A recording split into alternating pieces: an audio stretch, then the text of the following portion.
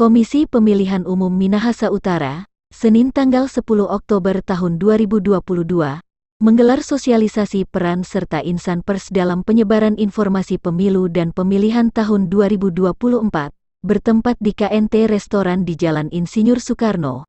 Ketua KPU Minut Hendra Lumanau saat membuka kegiatan yang mengundang awak media liputan Minahasa Utara mengatakan, peran pers sangat dibutuhkan dalam menyukseskan tahapan demi tahapan pemilu hingga Pilkada 2024. Menurut Ketua KPU Minut, tahapan demi tahapan ini perlu masyarakat tahu, dan itu dapat diketahui melalui peran media, sebab tahapan pemilu bukan hanya bercerita puncak pelaksanaan, tapi dimulai dengan beberapa tahapan sejak awal perencanaan program. Kegiatan peran serta media ini menghadapi pemilu 2024. Ya, terima kasih. Dalam rangka kegiatan sosialisasi kepada teman-teman media massa yang ada di Minahasa Utara, adapun tujuan kami tentunya ini merupakan bagian daripada tugas-tugas KPU untuk menyatakan ke ruang publik lewat media massa terkait dengan tahapan pemilu yang sedang dan sementara berlangsung. Yang sebagaimana kita ketahui, terhitung sejak tanggal 14 Juni 2020 lalu, tahapan pemilu telah dimulai.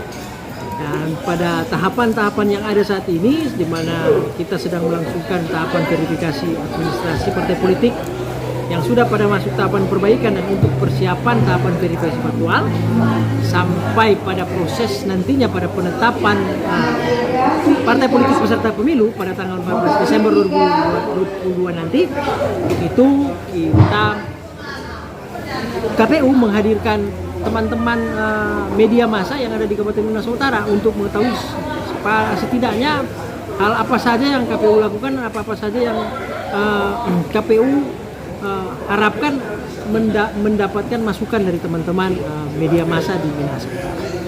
Yang pasti pada kesempatan kegiatan ini sebagai langkah awal tentunya bersama-sama dengan media massa untuk memberikan ruang seluas-luasnya bagi teman-teman pers untuk dapat mengakses informasi terkait dengan apa yang sedang dikerjakan oleh KPU menuju hari H penyelenggaraan pemilu, pemilihan presiden dan wakil presiden, DPD, DPR RI, DPRD provinsi dan DPRD kabupaten yang jatuhnya pada hari Rabu tanggal 14 Februari tahun 2024. Oke. Pimpinan Bawaslu Minahasa Utara Divisi Penindakan Pelanggaran dan Penyelesaian Sengketa, Rocky Marciano Ambar yang diundang menjadi salah satu narasumber, menyambut positif kegiatan KPU Minut.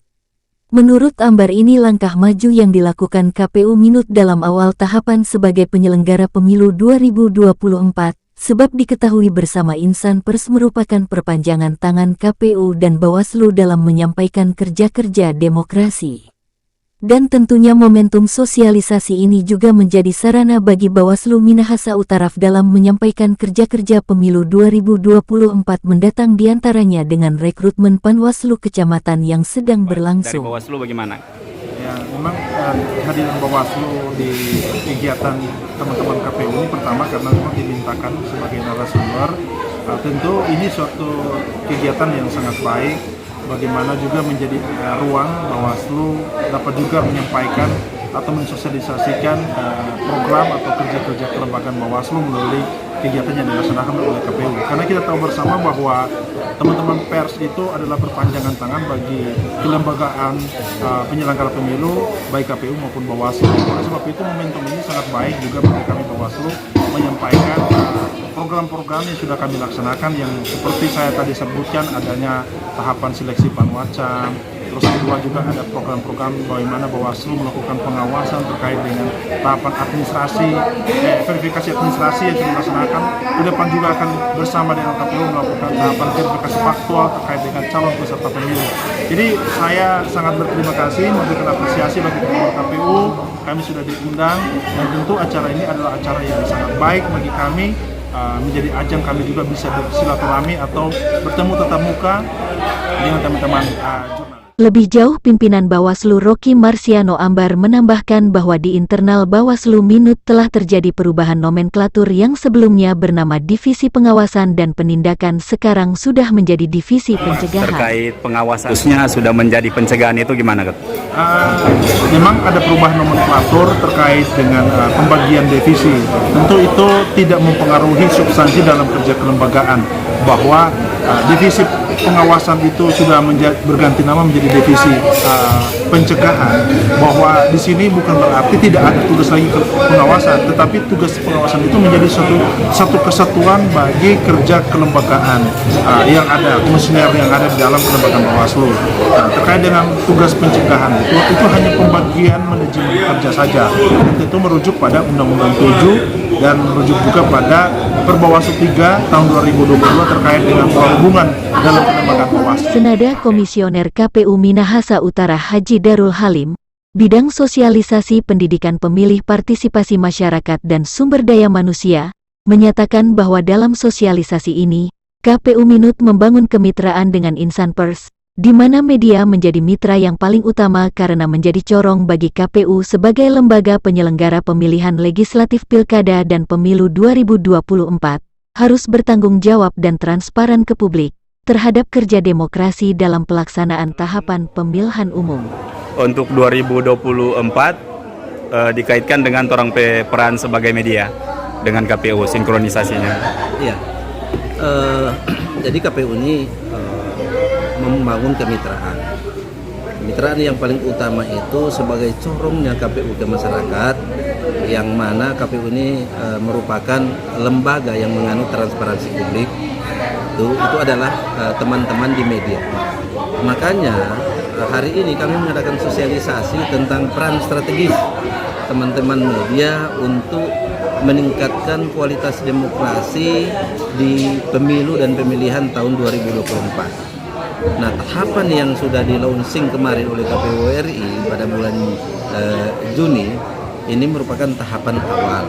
Nah, sekarang proses dari tahapan itu sudah masuk pada ranah divisi teknis yang menjalankan tahapan ini sesuai dengan peraturan KPU nomor 3 tahun 2022 tentang tahapan pelaksanaan pemilu, dan kemudian peraturan KPU nomor 4 tahun 2022 tentang pendaftaran, verifikasi dan penetapan partai politik sebagai peserta pemilu. Nah, tahapan saat ini itu sudah melalui yang kemarin tanggal 29 itu dibuka 29 Agustus 29 Juli dibuka tahapan untuk pengumuman pendaftaran. Kemudian tanggal 1 dibuka pendaftaran ya partai politik. Tanggal 1 Agustus dibuka sampai dengan tanggal 14. Nah, tahapan ini dilanjutkan dengan proses hasil pendaftaran dari partai politik yang dinyatakan sudah memenuhi syarat pada koridor pendaftaran, itu dilanjutkan yang namanya verifikasi administrasi. Verifikasi administrasi ini itu berlaku bagi partai yang mendaftar, baik yang lolos parliamentary threshold 9 partai yang ada di Senayan dan juga partai yang dinyatakan lolos pendaftaran. Jadi kemarin itu ada 24 partai ya. Khusus Minahasa Utara ya. Khusus seluruh Indonesia, dan kemudian di Minahasa Utara juga ada 24 partai.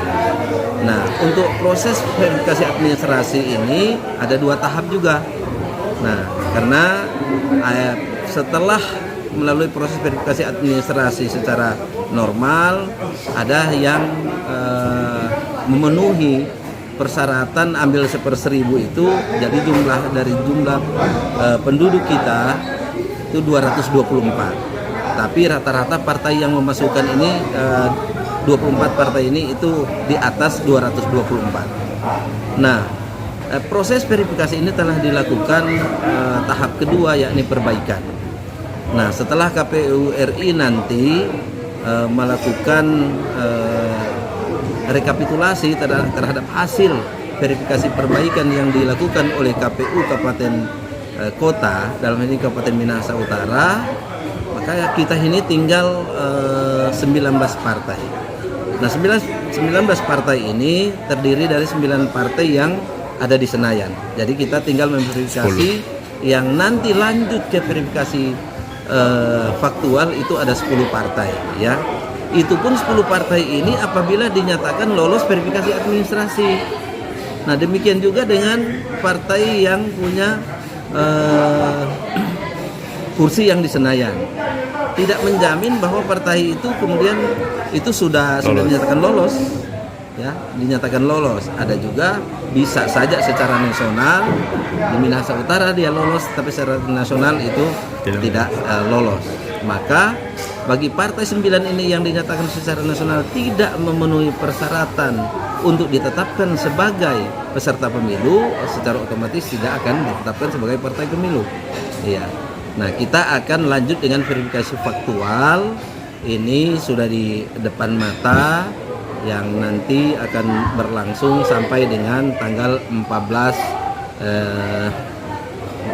November ya. 14 November ini akan berlangsung verifikasi faktual. Ada juga yang namanya verifikasi faktual perbaikan. Ini faktual tidak berlaku bagi partai yang punya kursi di DPR, yang lolos parliamentary threshold. Ya, mereka cuma sampai dengan verifikasi administrasi. Berarti kalau kita 19 tinggal 10 partai yang nanti kita akan menunggu penetapan dari KPU RI dari 10 partai ini mana yang lolos verifikasi administrasi dan dinyatakan dilanjutkan dengan verifikasi faktual. Turut hadir dalam kegiatan sosialisasi ini, Komisioner KPU Ketua Divisi Teknis Penyelenggaraan Stella Runtu, Ketua Divisi Hukum dan Pengawasan Robi Manopo, dan Ketua Divisi Perencanaan, Data, dan Informasi Dickson Lahope. Dari Minahasa Utara, Haryadi melaporkan.